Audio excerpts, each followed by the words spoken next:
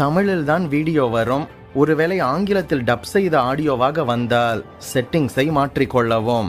வேதாகம பெண்கள் என்கின்ற இந்த தொடரில் இதுவரை 94 எபிசோடுகளை பார்த்தோம். பார்க்கவில்லை என்றால் டிஸ்கிரிப்ஷனில் லிங்க் இருக்கின்றது, பார்த்து கொள்ளுங்கள். இந்த 95வது எபிசோடில் திரிகை திரிக்கின்ற 2 ஸ்திரீகள் பற்றி பார்க்கலாம். நம் ஆண்டவராகிய இயேசு கிறிஸ்து எதற்காக இந்த 2 பெண்களை எடுத்துக்காட்டாக கூறி வரும் காலத்தில் வரவிருக்கின்ற ரகசிய வருகை, அந்தி கிறிஸ்துவின் ஆட்சி, மகா உபத்திரவ காலம், 2ஆம் பகிரங்க வருகை, கடைசி நியாய தீர்ப்பு பற்றி எடுத்து கூறி நம்மை எச்சரிப்பதை பார்க்கின்றோம். வரவிருக்கும் உபத்திரவத்திலிருந்து எப்படி தப்பித்துக் கொள்ள வேண்டும் என்பது பற்றி விரிவாக பார்க்கலாம். வீடியோவை கடைசி வர பாருங்க. இந்த கடைசி காலத்தில் எப்படி நாம் ஜாக்கிரதையாக இருக்க வேண்டும் என்று அறிந்து வைத்திருப்பது மிக அவசியம். நம் Bible wisdom Tamil WhatsApp channel link டிஸ்கிரிப்ஷனில் இருக்கின்றது. கிளிக் செய்து வாட்ஸ்அப்பிலும் இணைந்து கொள்ளுங்கள். ஒருவேளை நமது சேனல் நோட்டிபிகேஷன்ஸ் பற்றி யூடியூபிலேயே உங்களுக்கு வரவில்லை என்றால் பெல் பட்டனை கிளிக் செய்து ஆல் என்கின்ற ஆப்ஷனை செலக்ட் செய்து கொள்ளுங்கள். இந்த திரிகை திரிக்கின்ற 2 ஸ்திரீகள் பற்றிய வேத பகுதி மத்தேயு 24, 41, 42, லூக்கா 17, 35 வசனத்தில் நாம் பார்க்க முடியும். நமது ஆண்டவராகிய இயேசு கிறிஸ்து இந்த உலகத்தில் வாழ்ந்தபோது தமது மரணம் மற்றும் உயிர்த்தெழுதலை குறித்தவைகளை முன்னறிவித்தது போல தமது 2ஆம் வருகையை குறித்தும் தீர்க்க தரிசனமாக கூறினார். தமது வருகைக்கான அடையாளங்களில் ஒன்றாக தேவனுடைய பிள்ளைகளுக்கு இவ்வுலகத்தில் ஏற்படக்கூடிய உபத்திரவங்களை குறித்து மத்தேயு 24, 9, 10, 21, 22 வசனங்களில் அவரே கூறியிருக்கின்றார். இந்த வார்த்தைகளின் மூலம் உபத்திரவம், மகா உபத்திரவம் அவரது 2ஆம் வருகைக்கு முன்பாக இந்த பூமியில் ஏற்படும் என்று தெளிவாக கூறியிருக்கின்றார். இந்த உபத்திரவ காலம் மொத்தம் 7 ஆண்டுகள். இதில் முதல் 3.5 ஆண்டுகள் உபத்திரவ காலம், அடுத்த 3.5 ஆண்டுகள் மகா உபத்திரவ காலம் என்று சொல்லப்படுகின்றது. இயேசு கிறிஸ்து மத்திய வானத்தில் வெளிப்பட்டு தம்முடைய சபையின் பரிசுத்தவான்களை தம்மிடம் கூட்டி சேர்ப்பார் என்று 1 தெசலோனிக்கேயர் 4, 16, 17 வசனத்தில் பார்க்கின்றோம். இதுதான் ஆண்டவராகிய இயேசு கிறிஸ்துவின் ரகசிய வருகை. ஆனால் நமது எஜமானனாகிய இயேசு கிறிஸ்து சாயங்காலத்திலோ, நடுராத்திரியிலோ, சேவல் கூவிடும் நேரத்திலோ, காலையிலோ, சாயங்காலமோ எப்பொழுது வருவார் என்று தெரியாது. அவர் வருகின்ற நாளிகையை பிதா ஒருவர் தவிர வேறு ஒருவரும் அறிய மாட்டார்கள். தேவதூதர்களே அறிய மாட்டார்கள். நாம் நினையாத நேரத்தில் திடீரென்று சடுதியாக இயேசு கிறிஸ்து தோன்றுவார்.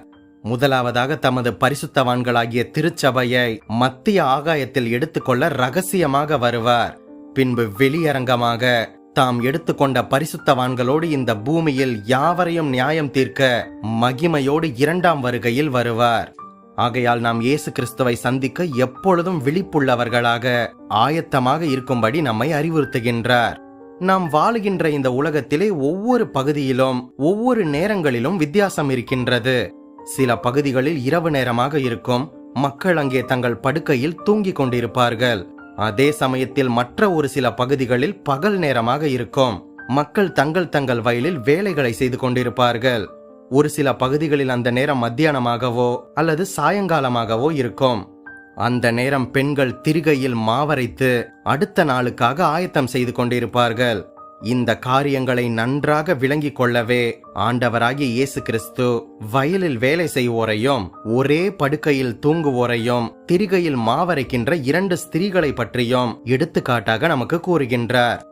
எப்படியானாலும் சரி, நாம் அனைவரும் இயேசு கிறிஸ்துவின் வருகைக்கு எப்போதும் எந்த நேரத்திலும் ஆயத்தமாக இருக்க வேண்டும் என்பதை நமக்கு கற்றுக் கொடுப்பதற்காகவே இயேசு கிறிஸ்து இந்த திரிகையில் மாவரைத்துக் கொண்டிருக்கின்ற 2 ஸ்திரீகளை பற்றி நமக்கு எடுத்து கூறுகின்றார். இந்த 2 பேரும் திரிகையில் மாவரைத்துக் கொண்டு தங்களது வேலையில் கவனமாக இருக்கின்றனர். 2 பேருமே ஸ்திரீகள் என்பதில் ஒற்றுமை. 2 பேருமே மாவரைத்துக் கொண்டிருந்தார்கள். அவர்கள் செய்த இந்த வேலையிலும் ஒற்றுமை. ஆனால் இயேசு கிறிஸ்துவின் திடீர் வருகையில், அந்த ரகசிய வருகையில் 2 பேருக்குள்ளும் ஒரு பெரிய வித்தியாசம் ஆனது. 2 பேரும் சேர்ந்து ஏற்றுக்கொள்ளப்படவும் இல்லை, 2 பேரும் சேர்ந்து கைவிடப்படவும் இல்லை. இயேசு கிறிஸ்துவின் வருகையில் ஒரு நொடி பொழுதில் இருவரும் பிரிக்கப்படுகின்றனர். ஒரு ஸ்திரீ ஏற்றுக்கொள்ளப்படுகின்றாள். இதற்கு காரணம் என்ன தெரியுமா? அவள் தனது வாழ்க்கையில் இயேசு கிறிஸ்துவின் வருகைக்காக எப்போதும் ஆயத்தமாக இருந்திருக்கின்றாள். ஆனால் மற்றொரு ஸ்திரீயோ கைவிடப்படுகின்றாள். அதற்கு காரணம் என்ன தெரியுமா? அவள் தனது வாழ்க்கையில் இயேசு கிறிஸ்துவின் வருகைக்காக ஆயத்தமாகவில்லை. இந்த உவமையை எடுத்து கூறிதான் இயேசு கிறிஸ்து நமக்கு, உங்கள் ஆண்டவர் இன்ன நாளிகையிலே வருவார் என்று நீங்கள் அறியாதிருக்கின்றபடியினால் விழித்திருக்கவும் ஆயத்தமாகவும் இருக்க வேண்டும் என்று சொல்லி நம் அனைவரையும் இயேசு கிறிஸ்து எச்சரிப்பதை பார்க்கின்றோம். இந்த ரகசிய வருகையில் மரிக்காத, மரணத்தை ருசி பார்க்காத கர்த்தருடைய பிள்ளைகள் எக்காலம் தொனிக்கும் போது இமை பொழுதில் மறுரூபமாக்கப்பட்டு மேகங்களில் மேல் எடுத்துக் கொள்ளப்பட்டு மத்திய ஆகாயத்தில் இயேசுவை சந்திப்பார்கள். அந்த சமயத்தில் அந்தி கிறிஸ்து தன்னை இந்த உலகத்திற்கு முழுமையாக வெளிப்படுத்துவான். அந்தி கிறிஸ்துவினுடைய வருகையை குறித்து 2 தெசலோனிக்கேயர் 2ஆம் அதிகாரம் 1 முதல் 10 வசனங்களில் சொல்லப்பட்டிருக்கின்றது. இப்படியாக வந்த அந்த அந்தி கிறிஸ்து உலகத்தின் முழு ஆட்சியையும் கைப்பற்றி இந்த உலகத்தை 7 ஆண்டுகள் ஆட்சி செய்ய போகின்றான். ரகசிய வருகையில் கைவிடப்பட்டவர்கள் இந்த அந்தி கிறிஸ்துவின் ஆட்சியில் துன்புறுத்தப்படுவார்கள். உலகத்தின் பயங்கரமான வேதனைகள் அப்போது உண்டாகும். இந்த அந்தி கிறிஸ்துவின் ஆட்சியினால் வரும் வேதனைகளும் மற்றும் அனுப்பப்படும் தண்டனைகளினால் வரும் வேதனைகளும் அதிகமாக இருக்கும். பூமி அதிர்ச்சி உண்டாகி அழிவு ஏற்படும். காரிருள் மூடும். கல் மலைகளால் சேதம் ஏற்படும். அக்கினி, புகை, கந்தகம் இவற்றினால் அழிவு ஏற்படும். பயிர்களில் 1/3 பங்கு அழிந்துவிடும். சமுத்திர நீர் நாசமடைந்துவிடும். எனவே அதில் வாழும் பிராணிகள் செத்து போய்விடும். ஆறுகள், நீர்களில் 1/3 பங்கு நாசமடையும். அதனால் சிலருக்கு மரணம் கூட ஏற்படும். சூரியன், சந்திரம், விண்மீன்களில் 1/3 பங்கு வெளிச்சம் பூமிக்கு கிடைக்காமல் போகிவிடும். மக்கள் சாக நினைத்தாலும் கூட அவர்களால் சாக முடியாது. அந்தி கிறிஸ்துவின் ஆட்சியை பற்றி வெளிப்படுத்தின விசேஷம் 6ஆம் அதிகாரம் முதல் 18ஆம் அதிகாரம் வரை அநேக காரியங்கள் சொல்லப்பட்டிருக்கின்றது. இதை வாசித்து பார்த்து அந்தி கிறிஸ்துவின் ஆட்சியை பற்றி நாம் முழுவதுமாக அறிந்து கொள்ள முடியும். இந்த மகா உபத்திரவ காலம் உலகம் முழுவதும் பரவி இருக்கும். இது மிகுந்த வேதனையையும் துன்பமும் நிறைந்த காலமாக இருக்கும். அந்தி கிறிஸ்துவின் ஆதிக்கம் மிகுந்த காலமாக இருக்கும். தேவ பக்தியற்றவர்கள் மீது தேவனுடைய கோபத்தினால் நியாய தீர்ப்பும் அன்று நடக்கும் காலமாக இருக்கும் என்று வெளிப்படுத்தல் 6, 16, 17, 1 தெசலோனிக்கேயர் 5, 1 முதல் 11 வசனங்களில் பார்க்கின்றோம்.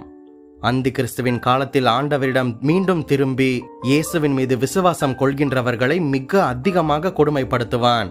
அந்தி கிறிஸ்துவினுடைய ஆட்சி 7 ஆண்டுகளும் கைவிடப்பட்டவர்களுக்கு 7 யுகங்கள் போட அது கடந்து செல்லும். அந்தி கிறிஸ்துவின் ஆட்சி அத்தனை பயங்கரமானது. இந்த காரியங்கள் யாவும் உலகத்தை குறித்த தேவனுடைய வருங்கால திட்டங்கள். ஒரு சிலருக்கு இது நம்புவதற்கு கடினமாக தோன்றலாம். ஆனால் நம்புவதற்கு ஏதுவில்லாமல் இருந்தாலும் கூட, நம்புவதற்கு கடினமாக இருந்தால் அது உண்மையல்ல என்று பலர் கூறினாலும் கூட உண்மை மாறிவிடப் போகிறதில்லை. சத்தியம் மாறப்போவதில்லை. அது நடந்தே தீரும். குறித்த காலத்தில் ஆண்டவர் குறித்தபடியே அவைகள் நடக்கும். நாம் ஆண்டவராகிய இயேசு கிறிஸ்துவை விசுவாசித்து அவரது வருகைக்கு ஆயத்தமாக இருக்க வேண்டும். விழித்து கொள்ள வேண்டும். இயேசு கிறிஸ்துவின் 2ஆம் வருகையின் போது கைவிடப்படுவதை பார்க்கிலும் பரிதாபமான காரியம் ஒன்றுமே இல்லை. நாம் அந்தி கிறிஸ்துவின் ஆட்சியில் சிக்கிவிடக்கூடாது. இப்போது நடந்து கொண்டிருக்கின்ற இந்த கிருபையின் காலத்தை புறக்கணியாமல் இன்றே பாவ மன்னிப்பை பெற்று எப்போதும் ஆண்டவருக்காக பரிசுத்தமாக வாழ்ந்து வரவிருக்கின்ற மகா உபத்திரவ காலத்திற்கு நாம் தப்பிக்கொண்டு நாம் தேவனுடைய சன்னிதானத்தில் போய் சேர நாம் முயற்சி செய்ய வேண்டும். ஜெபிக்க வேண்டும். இந்த திரிகை திரிக்கின்ற 2 ஸ்திரீகளில் ஒருத்தி எடுத்துக்கொள்ளப்பட்டது போல நாமும் வருகையில் எடுத்துக்கொள்ளப்பட வேண்டும். அந்த மற்றொரு ஸ்திரீயை போல கைவிடப்பட்டுவிடக்கூடாது. ஆதி கிறிஸ்தவர்கள் அனைவரும் ஒருவரை ஒருவர் சந்திக்கும் போது கர்த்தருடைய 2ஆம் வருகையை குறிக்கின்ற சொல்லான மாரநாதா என்கின்ற வார்த்தையை கூறி வாழ்த்துவதைப் போல நாம் ஒருவரை ஒருவர் சந்திக்கும் போது மாரநாதா என்று சொல்லி வாழ்த்த வேண்டும். மாரநாதா என்கின்ற வார்த்தையின் அர்த்தம் கர்த்தர் வருகிறார் என்பதாகும். இயேசு கிறிஸ்துவின் வருகையை அடிக்கடி மற்றவர்களுடன் பேசி நாம் அவர்களையும் ஆயத்தப்படுத்த வேண்டும். நாமும் ஆயத்தப்பட வேண்டும், மற்றவர்களையும் ஆயத்தப்படுத்த வேண்டும் என்று 1 கொரிந்தியர் 16:22 வசனம் நமக்கு சொல்கின்றது. அந்தி கிறிஸ்துவின் ஆட்சியில் நாம் சிக்கிக் கொள்ளாமல் இயேசுவின் ரகசிய வருகையில் எடுத்துக்கொள்ளப்படும்படியாக நாம் இந்த பூமியில் பரிசுத்தமாக வாழ்ந்து இந்த கிருபையின் காலத்தை பயன்படுத்திக் கொள்ள வேண்டும். எப்போதும் இயேசு கிறிஸ்துவின் வருகைக்கு ஆயத்தமாக வாழ கர்த்தர் நமக்கு உதவி செய்வாராக. நீங்கள் ஆசீர்வதிக்கப்பட்டவர்கள். நம் பைபிள் விஸ்டம் தமிழ் சேனலுக்கு சப்போர்ட் செய்யுங்கள். இந்த வீடியோவையும் நமது சேனலையும் உங்கள் கிறிஸ்தவ நண்பர்களுக்கு அறிமுகம் செய்யுங்கள். வேதாகம பெண்கள் என்கின்ற இந்த தொடரில் முதல் 94 எபிசோடுகளை நீங்கள் பார்க்க தவறியிருந்தால் டிஸ்கிரிப்ஷனில் லிங்க் இருக்கின்றது, பார்த்து கொள்ளுங்கள். மேலும் பல வேதாகம தகவல்களையும் சத்தியத்தையும் வேதாகம வரலாற்று பின்னணி தகவல்களையும் அறிந்து கொள்ள நம் சேனல் பிளேலிஸ்ட் பக்கத்திற்கு சென்று மற்ற வீடியோக்களையும் பாருங்கள்.